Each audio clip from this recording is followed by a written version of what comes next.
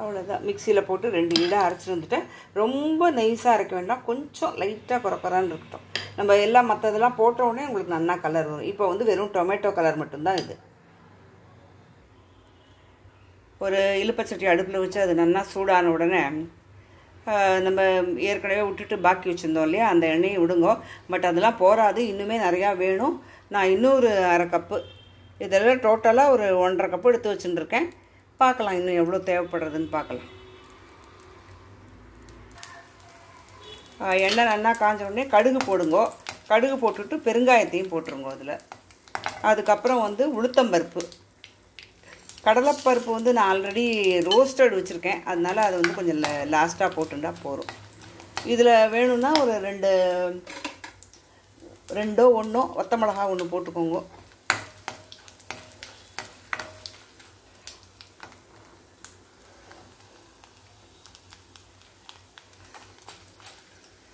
கருக்காமல் பார்த்துக்கோங்க.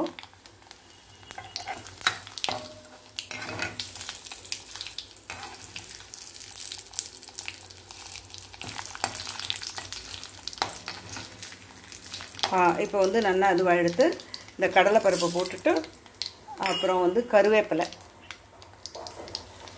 போட்டுட்டு அடுப்பை அணைச்சிருங்க.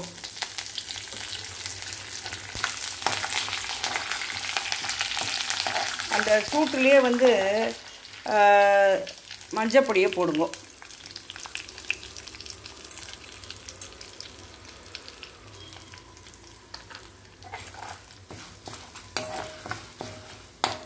அதுக்கப்புறம் நம்ம எடுத்து வச்ச மிளகாப்பொடி அதையும் போட்டுருங்க அதில்.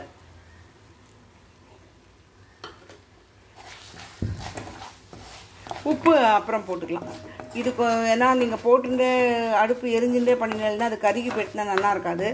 இப்போ வந்து நம்ம அரைச்சி வச்ச அந்த விழுதை அதில் சேர்த்துடலாம். இப்போ எல்லாம் போட்ட பிறகு நல்லா கலர் தெரியுதா? ஒரிஜினலாக இன்னும் ரெட்டாக நல்லா இருக்குது, பட் கேமராவில் அந்த மாதிரி தெரியுது. இன்னும் நல்ல ரெட்டிஷாக நல்லா இருக்குது, பார்க்கறதுக்கே ரொம்ப சூப்பராக இருக்குது. இது வந்து நல்லா கொதிக்கட்டும். உப்பு போட்டுருங்கோ. உப்பு போட்டுட்டு இந்த மிளகா ஒன்று வச்சுருந்தோம் இல்லையா, அந்த மிளகாயும் அதில் போட்டுருங்கோ. நல்லா கொதிக்கணும். எண்ணெய் போராது, இன்னும் ஒரு 1/2 டம்ளர் எண்ணெய் விடுறேன் இதில்.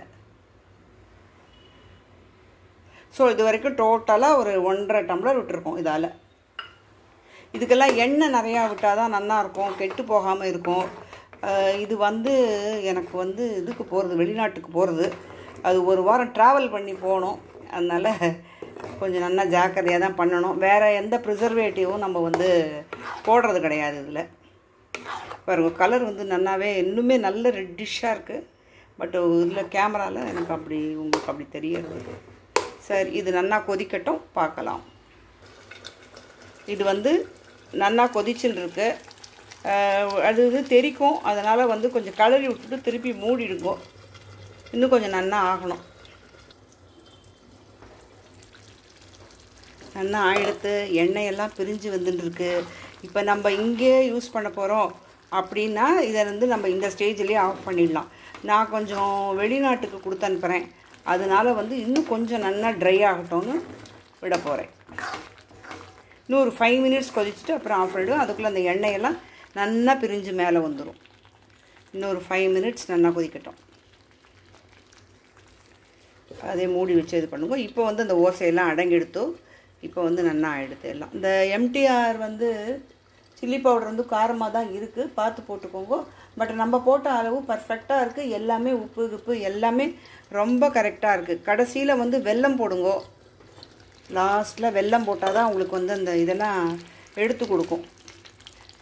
ரொம்ப காரம் உப்பு அதெல்லாம் இருந்ததுன்னா எல்லாத்தையும் கொஞ்சம் சரி பண்ணி கொடுக்கும் வெல்லம். அதுக்கப்புறம் இதனோட சீக்ரெட் என்னென்னா, பொடி இருக்கு இல்லையா, அந்த வெந்தயம் அரைச்ச பொடி, அதில் ஒரு 2 சிட்டிகை போடுங்க. எல்லாருமே கேட்பா, என்ன நீ பண்ணுறது மட்டும் நல்லா வாசனையாக நல்லா இருக்கே, என்ன போடுற அப்படின்னு கேட்பா. நான் சொல்லியிருக்கேன் எல்லாருக்கும், இருந்தாலும் உங்களுக்கும் சொல்கிறேன். அது வந்து 2 இது தூவி விட்டுருங்கோ, ரொம்ப நல்லாயிருக்கும். அது எவ்வளோ எண்ணெய் விட்டோம் பாருங்க, எல்லாம் குடிச்சு விடும் அது. இப்போ இன்னும் கொஞ்சம் நேரத்தில் வெளியில் வரும்.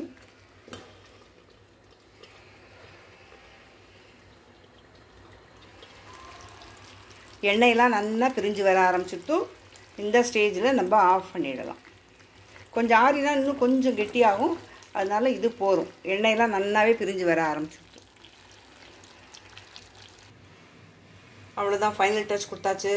கருவேப்பிலை போட்டாச்சு. அது நல்லா ஆறட்டும். ஆறின பிறகு பேக் பண்ணணும். தேங்க்ஸ் ஃபார் வாட்சிங் மை சேனல். Subscribe me. இதெல்லாம் பண்ணுறதுக்கு வந்து எவ்வளோ நேரம் ஆகுதுன்னு நீங்களே பார்க்குறீங்க.